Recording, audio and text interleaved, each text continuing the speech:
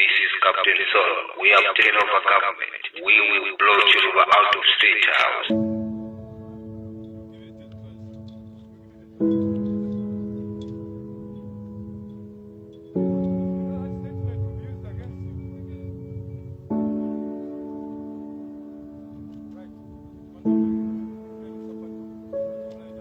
In the early hours of October 1997, the soldiers, led by Captain Solo, broke into an arms depot, assaulted army officers, and then proceeded to seize state-owned Zambia National Broadcasting Corporation (ZNBC) studios. Digging in the history of Zambia, we look at the failed 1997 coup d'etat aimed at then former President Dr. Frederick Jacob Titus Chiluba. Stephen Lungu, or Captain Stephen Lungu, also known as Captain Solo, born on 6 January 1962 at Mansa General Hospital in Mansa District of Zambia, died on 11th August 2012. Stephen Lungu was a former Zambia Army captain who in 1997, together with the late Captain Jack Chitty, attempted a coup d'etat during the rule of the then President Dr. Frederick Chiluba. In the early hours of October 1997, the soldiers, led by Captain Solo, broke into an arms depot, assaulted army officers, and then proceeded to seize state-owned Zambia National Broadcasting Corporation (ZNBC) studios. Captain Solo claimed to be representing the National Redemption Council and announced over state radio that he had taken over the country. He further informed his countrymen that he was dismissing the chiefs of the army and the police and would give President Frederick Chiluba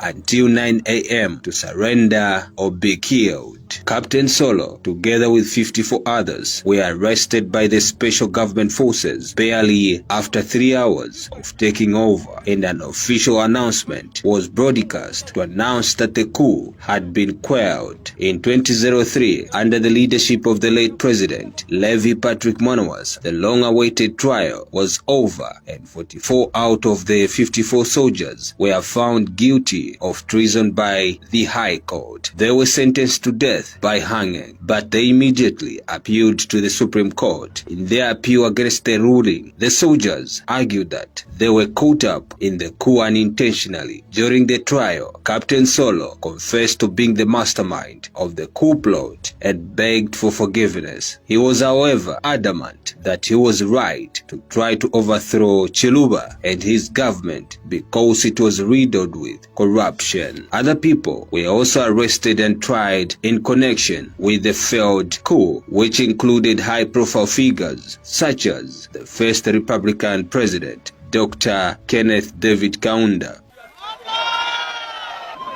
I said I would not shave until I was told why I was in prison.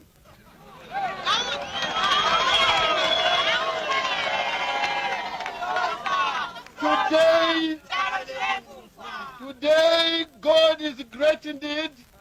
I'm out, but I've not been told why I was in prison for 5 months and 7 days. Why? I still don't know.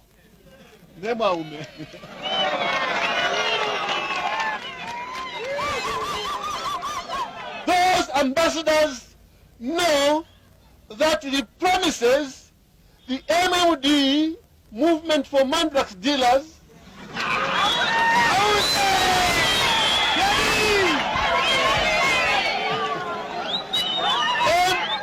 MMD, Movement for Mass Destruction, all the promises they made about accountability, about transparency, about governance, good governance, all these things, they've forgotten them.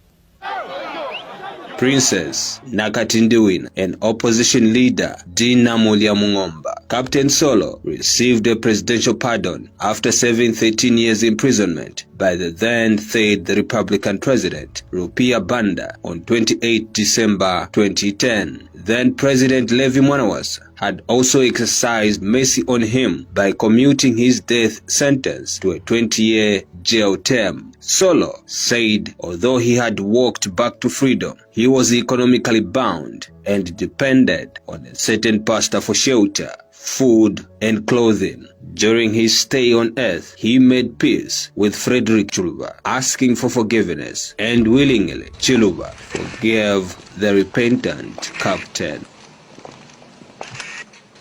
To begin the press conference, I'll ask Bishop Njovu to open in prayer.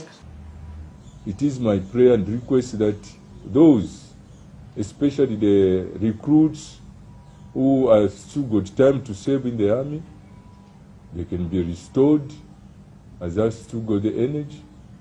Maybe those who have finished their sentences, they can be discharged honorably and let everything be borne by me, sir. I forgive you from the very bottom of my heart.